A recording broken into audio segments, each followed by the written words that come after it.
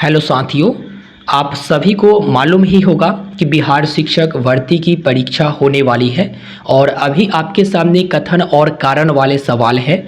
बहुत लोग इस सवाल को देखने के बाद ही डर जाते होंगे कि ये सॉल्व नहीं होता, दिमाग खराब हो जाता है, कैसे सॉल्व होगा। लेकिन अब डरने की ज़रूरत नहीं है। मैं आप सभी के सामने ट्रिक लेकर आ गया हूँ जिसके मदद से 100% आप इस क्वेश्चन को कर जाओगे, बिल्कुल सटीक लगा पाओगे और डर तो बिल्कुल भी नहीं रहेगा, ख़त्म हो जाएगा। कथन और कारण वाला सवाल आने वाले दिनों में और रहेंगे, कूट वाले सवाल और रहेंगे। वो क्यों, इस वीडियो में बात करेंगे। बता दूं मैं आपको, सीटेट पहले बहुत कम कथन और कारण वाला सवाल पूछती थी, लेकिन अब देखोगे तो सीटेट जो है भर भर के सवाल पूछती है कथन और कारण वाला। अगर बीपीएससी के बारे में बात करें तो बीपीएससी में भी रहता है, ये बीपीएससी का ही क्वेश्चन है, ठीक है। तो बीपीएससी शिक्षक भर्ती परीक्षा आयोजन कर रही है, कंडक्ट करा रही है, तो वहाँ पर आपको ये सवाल देखने को मिल सकता है। तो क्यों ना हम आपको एक ट्रिक बता दें जिससे आपको डरने की ज़रूरत नहीं हो, डायरेक्ट आप बना पाओगे, ठीक है। तो सबसे पहले आप समझिए कि कथन और कारण वाला सवाल क्यों पूछे जाते हैं, इसके पीछे क्या रीज़न है और क्यों आने वाले दिनों में और ज़्यादा पूछा जाएगा। तो देखो, ये सवाल को आप देखो, सबसे पहले तो आपको ये देखना है कि क्या जो कथन बोला गया है, लिखा गया है, वो सही है या फिर नहीं है। उसके बाद आपको कारण देखना है कि कारण सही है या फिर नहीं है। उसके बाद आपको ये भी देखना है कि यहाँ पर जो कथन है वो और कारण है वो, तो कारण जो है कथन का सही व्याख्या करता है या फिर नहीं करता है। तो देख लो, होता क्या है कि हम लोग अगर कथन और कारण वाले सवाल को छोड़ दे दूसरे सवाल के बारे में बात करें तो उसमें अगर आप ऑप्शन देखते हो और आपको मालूम चल जाता है कि हाँ ये वाला सही है, ठीक है ना, ये वाला सही है, तो आप टिक लगा देते हो, आपको नंबर मिल जाता है। लेकिन आपको यहाँ पर क्या क्या देखना है वो आप समझ गए होंगे। सबसे पहले तो ये देखना है ये जो कथन कहता है वो सही है या फिर गलत है, राइट। उसके बाद आपको ये देखना है जो कारण है इसका वो सही है या फिर गलत है, ठीक है। इन दोनों में से क्या दोनों सही है या दोनों में से दोनों गलत है या दोनों में से कोई एक सही है, ये देखना है। उसके बाद आपको ये भी देखना है कि जो कारण है ना वो सीधा सीधा कथन से संपर्क करता है या फिर नहीं करता है। तो देखो, एक क्वेश्चन और कई सारे यहाँ पर चीज़ें निकल कर सामने आई। ऑप्शन भी देखोगे तो समझ में आ जाएगा, जैसे दोनों ए और आर सही है, ठीक है। तो पहले तो ये देखना है सही है या फिर नहीं है। उसके बाद आपको ये बताना है कि जो कारण है वो कथन का सही व्याख्या करता है या फिर नहीं करता है। क्या कारण अलग है और कथन अलग है, दोनों रिलेट नहीं है, ये भी आपको देखना है।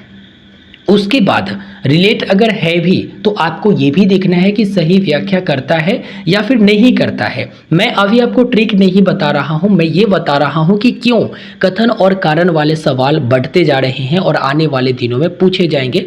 क्योंकि जो क्वेश्चन बनाते हैं ना उनको लगता है कि विद्यार्थी इस पर सोचते हैं, और लेकिन चिंता नहीं है, मैं ट्रिक बताऊंगा। देखो, बी ऑप्शन देखोगे तो बी में ये कहता है कि कारण और कथन जो दोनों है वो सही है, लेकिन जो कारण है ना वो कथन की सही व्याख्या नहीं करता है, ठीक है।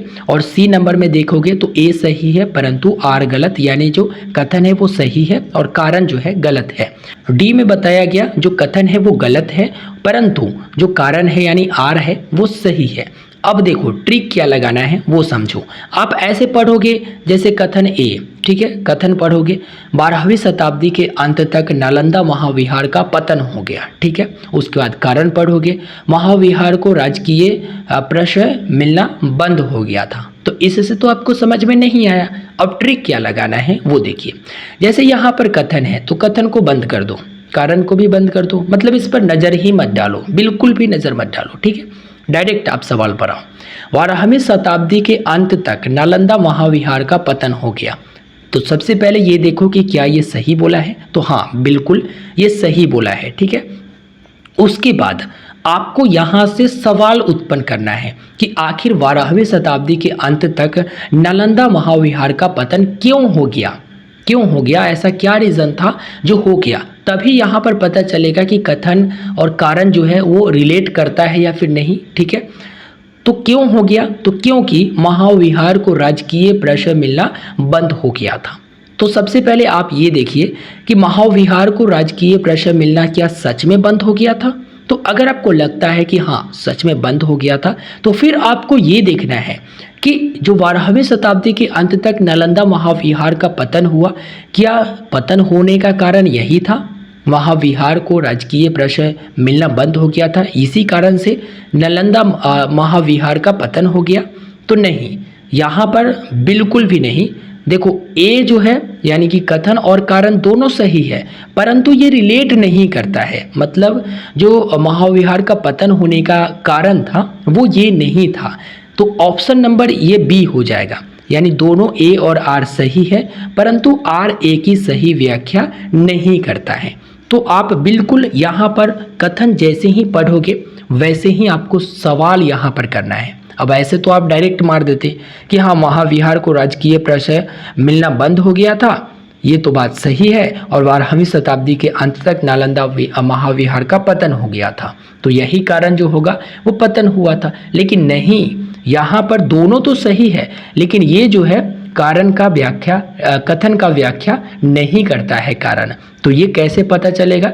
जब आप कथन पढ़ोगे और सवाल उत्पन्न करोगे, क्यों हुआ था, क्योंकि से शुरू करोगे। नेक्स्ट सवाल को हम देखते हैं, उम्मीद करेंगे क्लियर हो गया होगा, नहीं होगा तो कमेंट करिएगा, ठीक है। तो इसका जो मैंने आपको बताया वो ऑप्शन बी इसका सही जवाब हो जाएगा, और ये जो है बीपीएससी 41 वाला में पूछा गया है, ठीक है। तो इस तरह से जो है पूछा जाता है। अब नेक्स्ट बताते हैं कथन और कारण वाला। तो एक और सवाल है और इससे क्लियर हो जाएगा, कोई दिक्कत नहीं होगा। देखो सबसे पहले कथन और कारण वाला है, तो कथन को काट दो, कारण को काट दो, ठीक है।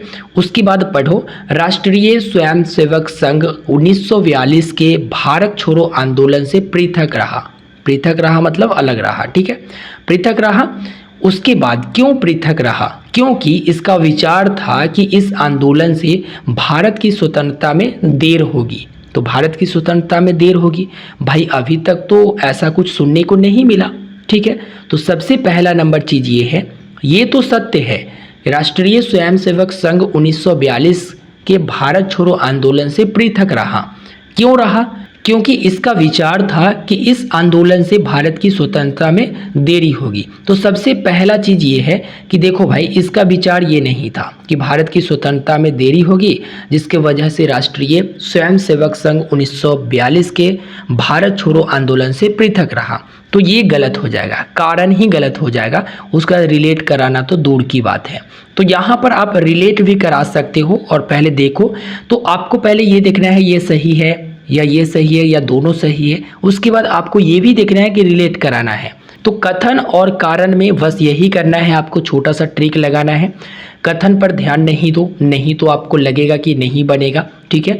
डायरेक्ट आप क्वेश्चन को पढ़ना शुरू करो, और कारण कथन जो है पढ़ लोगे, उसके बाद कारण पढ़ने से पहले अपने मन में ये सोचो कि क्यों ऐसा हुआ, क्योंकि से शुरू करो। यहाँ पर लगा दो कारण काट कर क्योंकि, ठीक है, यहाँ पर क्योंकि लगा दो, और उसके बाद आप पढ़ो कि क्या ये वजह था और ये जो कारण बोला गया है वो सही है या फिर नहीं है, और क्या ये रिलेट करता है। क्योंकि जब सवाल आप पूछोगे ना तो खुद मालूम चल जाएगा कि कारण क्या है और ये रिलेट करता है या फिर नहीं करता है।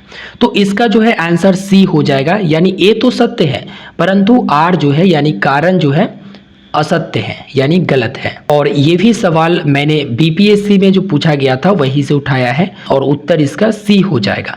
उम्मीद करते हैं कथन और कारण वाला अब डाउट क्लियर हो गया होगा। तो अच्छे से एग्ज़ाम दीजिए, और आने वाले दिनों में कथन और कारण वाले सवाल आते हैं तो ऐसे ही आप ट्रिक लगाकर धुआं उड़ा दीजिएगा, ठीक है।